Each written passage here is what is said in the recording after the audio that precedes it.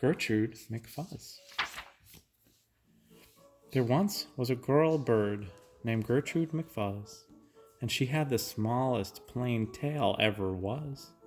One droopy droop feather, that's all that she had. And oh, that one feather made Gertrude so sad. For there was another young bird that she knew, a fancy young birdie named Lollaliloo. And instead of one feather behind, she had two. Poor Gertrude, whenever she happened to spy Miss Lollaliloo flying by in the sky, she got very jealous. She frowned and she pouted. Then one day she got awfully mad and she shouted, "This just isn't fair. I have one, she has two. I must have a tail just like Lollaliloo." So she flew to her uncle, a doctor named Dake, whose office was high in a tree by the lake. And she cried, "Uncle Doctor, oh, please, do you know of some kind of a pill that will make my tail grow?"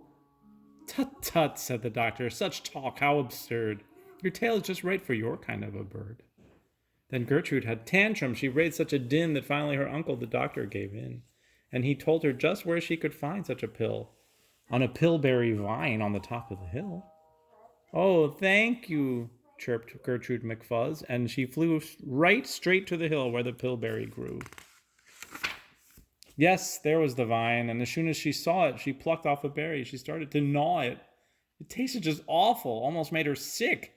But she wanted that tail, so she swallowed it quick. Then she felt something happen. She felt a small twitch, as if she'd been tapped down below by a switch. And Gertrude looked round, and she cheered. It was true, 2 feathers exactly like Lollaliloo. Then she got an idea. "Now I know what I'll do. I'll grow a tail better than Lollaliloo. These pills that grow feathers are working just fine." So she nibbled another one off of the vine. She felt a new twitch.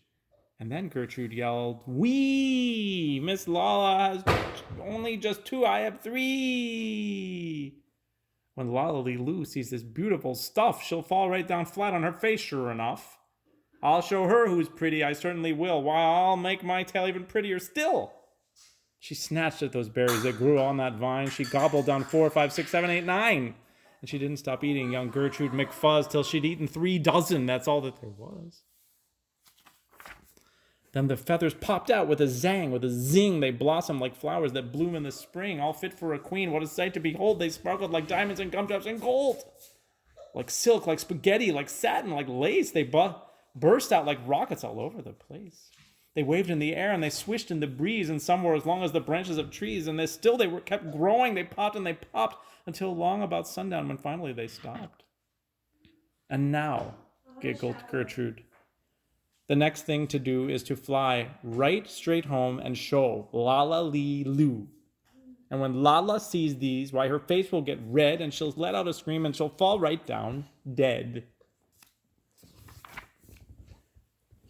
Then she spread out her wings to take off from the ground, but with all those feathers she weighed 90 pounds. She yanked and she pulled and she let out a squawk, but that bird couldn't fly, couldn't run, couldn't walk. And all through that night she was stuck on that hill, and Gertrude McFuzz might be stuck up there still. If her good Uncle Dake hadn't heard the girl yelp, he rushed to her rescue and brought along help. To lift Gertrude up almost broke all their beaks, and to fly her back home it took almost 2 weeks, and then it took almost another week more to pull out those feathers. My, Gertrude was sore.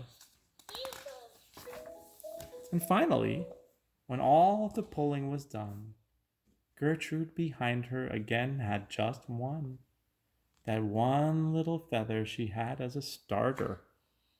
But now that's enough, because now she is smarter.